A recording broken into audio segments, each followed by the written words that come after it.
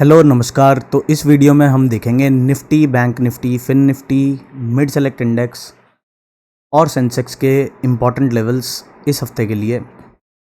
अभी करंटली हम हैं डेली चार्ट पे। यहाँ पर ये दिख रहा है कि पिछले कई सेशन से निफ्टी एक ही स्ट्रेट रेंज में है, कहीं नहीं गया है, यहीं पर ऊपर नीचे यहीं चल रहा है। तो जब तक ये रेंज ब्रेक नहीं होती है तब तक कोई बड़े मोमेंटम के बारे में प्लानिंग नहीं करनी चाहिए। 1 आवर टाइम फ्रेम पे चलते हैं, वहाँ पर समझते हैं। 1 आवर टाइम फ्रेम पे जब तक निफ्टी रहेगा बिलो 24,900 या 24,950 टू प्रिसाइज, इस एरिया के नीचे जब तक निफ्टी है तब तक डाउनसाइड के बारे में ही प्लानिंग होनी चाहिए।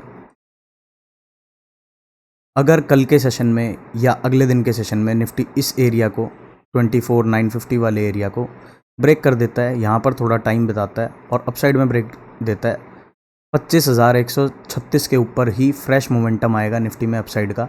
जब तक इन एरियाज़ के नीचे है तब तक इसका बायस स्विंग बेसिस पे डाउनसाइड का ही। सेंसेक्स को देख लेते हैं। सेंसेक्स और निफ्टी का प्राइस एक्शन सिमिलर ही होता है ऑलमोस्ट, थोड़ा बहुत मूवमेंट कभी कभी अलग होता है, एग्जैक्ट सेम चार्ट होगा।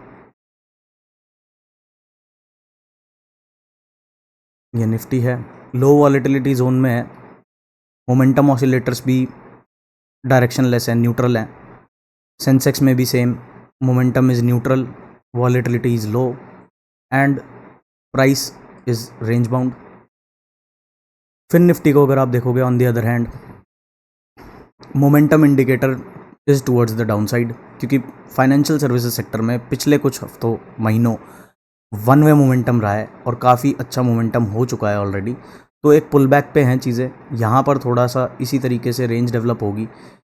अगर फिन निफ्टी 26,100 के लेवल्स को ब्रीच करता है डाउन साइड में तो काफ़ी शार्प सेलिंग देखने को मिल सकती है। बैंक निफ्टी में भी सिमिलर ही स्ट्रक्चर रहेगा। फिन निफ्टी और बैंक निफ्टी का स्ट्रक्चर सिमिलर रहता है, सेंसेक्स और निफ्टी का स्ट्रक्चर सिमिलर रहता है। जो सबसे डिफरेंट चलता है वो है mid Select index. Mid Select index को देख लेते हैं। यहाँ पर आप देखोगे तो प्रीवियस हाइज के आसपास आके, ऑल टाइम हाइज के आसपास आके एक रिट्रेसमेंट दिखाई दी है। रिट्रेसमेंट के बाद सपोर्ट एरिया से एक अच्छा बाउंस आया, बट आज की क्लोजिंग नेगेटिव है। जब तक 13,135 का एरिया नहीं ब्रेक करता है मिड सेलेक्ट इंडेक्स अपसाइड में, तब तक के लिए थोड़ा सा रेंज बाउंड ही रहेगा। 15 मिनट चार्ट्स में देखते हैं आज के दिन का प्राइस एक्शन कैसा था। कल के सेशन में वन वे अपसाइड था, आज के सेशन में वन वे डाउन साइड था। तो ये रिट्रेसमेंट भी हो सकती है, क्योंकि अपने ऑल टाइम हाइज के आसपास से इसने एक यूटर्न लिया है। तो यहाँ पर एक अच्छी करेक्शन भी देखने को मिल सकती है, क्योंकि मोमेंटम ऑसिलेटर्स डाउन साइड में है। अप साइड में अगर हमें बाइस शिफ्ट करनी है, अभी रेंज बाउंड के लिए ही प्लान कर सकते हैं, बट ये एरिया क्रॉस होगा 13,150-60 वाला। ये एरिया क्रॉस होता है तो फिर हमें फ्रेश ऑल टाइम हाइज देखने को मिल सकते हैं मिड सेलेक्ट इंडेक्स में। जब तक ऐसा नहीं हो रहा है तब तक के लिए थोड़ा सा वेट ही करना सही रहेगा।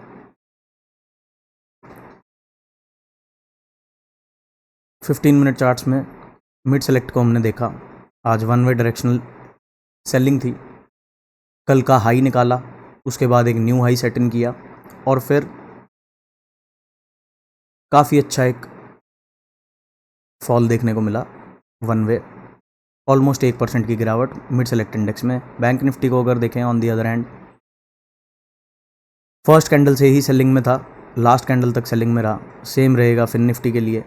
सेंसेक्स बिल्कुल ही रेंज बाउंड है, कोई खास मूवमेंट नहीं हुई पूरे दिन। सेंसेक्स फर्स्ट कैंडल को छोड़ दे अगर, तो पूरे दिन सेंसेक्स 0.31% के रेंज में ही घूमता रहा। तो अभी मार्केट्स थोड़ी रेंज बाउंड ही दिख रही हैं। एक बार ये रेंज ब्रेकआउट मिलेगा तो काफ़ी अच्छा मोमेंटम देखने को मिल सकता है। एक दो स्टॉक्स डिस्कस कर लेते हैं उन लोगों के लिए जो अभी तक इस वीडियो में यहाँ तक टिके हुए हैं। FNO स्टॉक्स देख लेते हैं जो अच्छी दिख रही हैं, अट्रैक्टिव दिख रही हैं। फर्स्ट है MGL। यहाँ पर आप देखोगे तो काफ़ी अच्छा स्ट्रक्चर है, काफ़ी लंबी रेंज की कंसोलिडेशन हुआ है, सारी इंपॉर्टेंट मूविंग एवरेजेस के ऊपर शिफ्ट हो गया है। प्राइस इसका। मोमेंटम इंडिकेटर भी अपसाइड में है, काफ़ी अच्छा मोमेंटम आने वाले दिनों में MGL में देखने को मिल सकता है इस तरीके का कुछ। नेचुरल गैस को देखेंगे अगर, नेचुरल गैस फ्यूचर्स का चार्ट है ये। यहाँ पर भी एक चीज़ आप नोटिस कर पा रहे होगे कि काफ़ी अच्छा कंसोलिडेशन इसके अंदर भी हुआ है। यहाँ भी इसने काफ़ी अच्छी रेंज डेवलप करके अपसाइड में ब्रेकआउट किया है। मोमेंटम ऑसिलेटर भी अपसाइड में है, बस स्ट्रेंथ इंडिकेटर अभी इसके फेवर में नहीं है। एक बार स्ट्रेंथ आएगी तो आपको कुछ कुछ इस तरीके का मोमेंटम देखने को मिल सकता है नेचुरल गैस के अंदर भी। अभी नेचुरल गैस है समवेयर अराउंड दिस एरिया, यहाँ पर कहीं है। बस स्ट्रेंथ इंडिकेटर अभी फेवर में नहीं है, स्ट्रेंथ और आ जाएगी तो काफ़ी अच्छा मोमेंटम आने वाले दिनों में नेचुरल गैस भी दे सकती है, MGL भी देगा, IGL भी देगा। एक स्टॉक और डिस्कस कर लेते हैं, एशियन पेंट्स। एशियन पेंट्स को अगर आप देखोगे तो काफ़ी बड़ी स्टॉक है और काफ़ी दिन से नेगेटिव चल रही है, बट अभी ऐसा दिखता है कि in times to come Asian Paints थोड़ी बहुत रिकवरी दिखा सकता है और 2500 के एरिया तक इजीली जा सकता है। MGL का अगर हम टारगेट की बात करें तो कंजर्वेटिव टारगेट रहेगा 1500 का और ऑप्टिमिस्टिक टारगेट रहेगा 1622 का। 1622 निकाल देता है तो ट्रेंड शिफ्ट हो जाएगा ऑन वीकली टाइम फ्रेम, हो ही चुका है इनफैक्ट। 1450 के ऊपर MGL वीकली टाइम फ्रेम पे भी पॉजिटिव हो जाएगा और वीकली में इसके ऊपर स्ट्रेंथ इंडिकेटर इसके फेवर में है, तो फ्रेश आइज भी देखने को मिल सकते हैं हमें MGL के अंदर। IGL को भी आप देख सकते हो। मारुति को देखेंगे अगर तो मारुति में भी काफ़ी लंबी कंसोलिडेशन चल रही है, मारुति को भी कंसिडर किया जा सकता है।